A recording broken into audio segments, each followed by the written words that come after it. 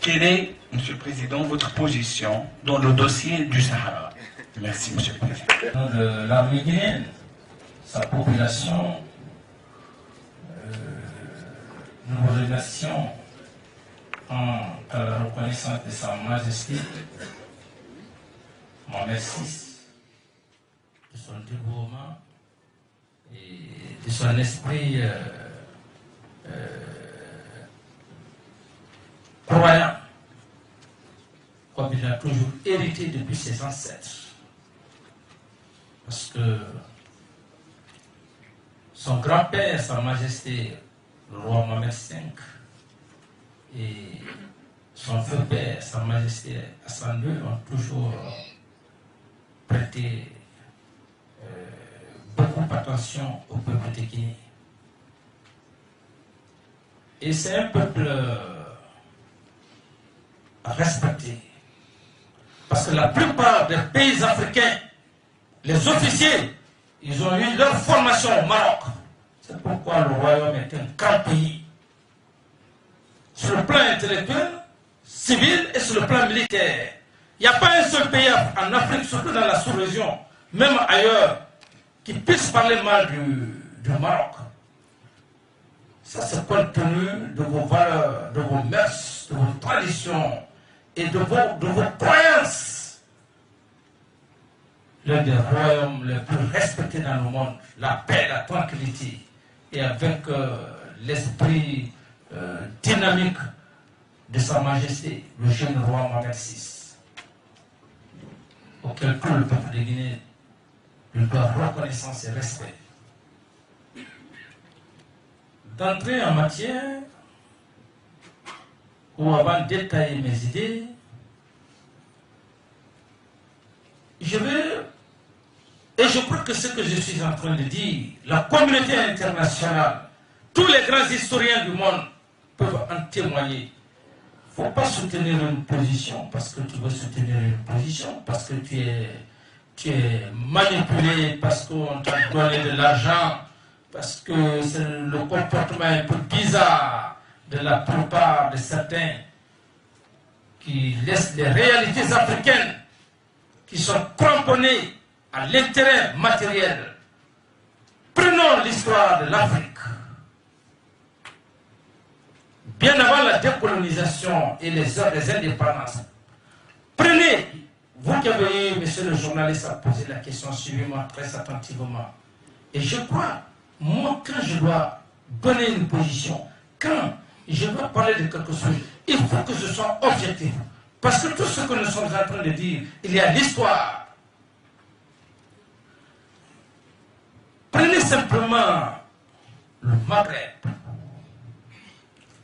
Les premières heures des indépendances. Est-ce que vous avez entendu parler d'un leader, un leader du Sahara? Non, disons la vérité. Parce que c'est l'histoire. Mais par la manipulation, par la cupidité, les gens ont cherché à créer un système d'intoxication en démobilisant une partie du territoire du Maroc, qui est le Sahraoui, qui est le Sahara. Et puisque la situation est posée, notre position, la position guinéenne, la position historique de la Guinée et des autres pays africains des premières heures des indépendances, lorsque je veux parler de Ben Bella, de Gamal Abdel Nasser, le roi Mohamed V, les Bourguiba,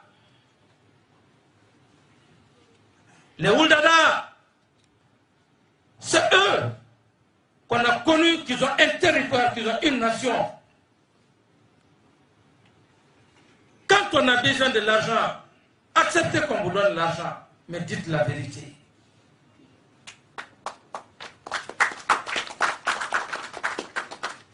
Donc,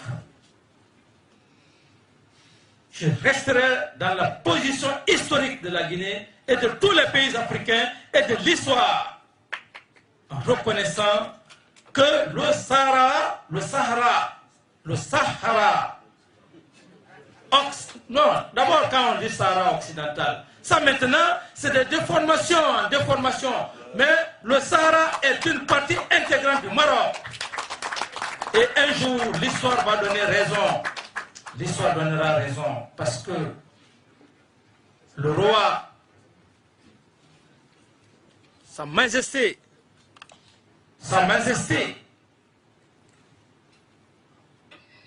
Feu Hassan II avait créé toutes les conditions, même la communauté internationale, en leur donnant l'autonomie.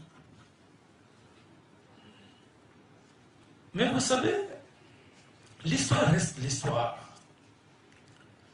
Le peuple sahraoui même, ils savent réellement.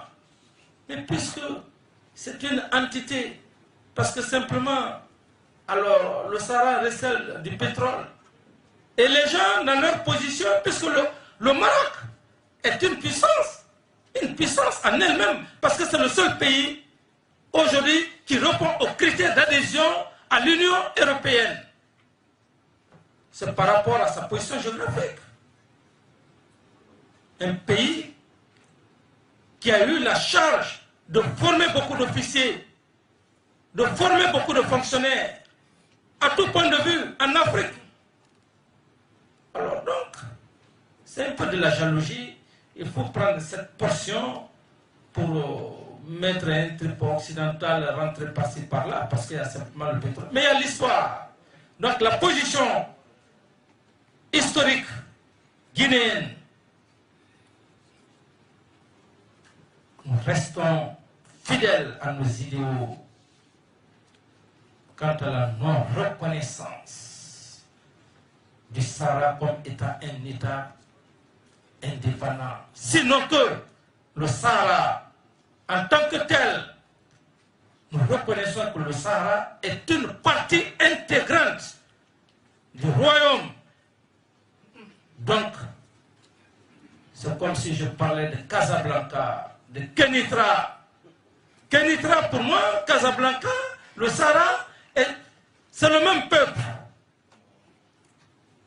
Donc, rien ne pourra changer notre position, quel que soit l'argent.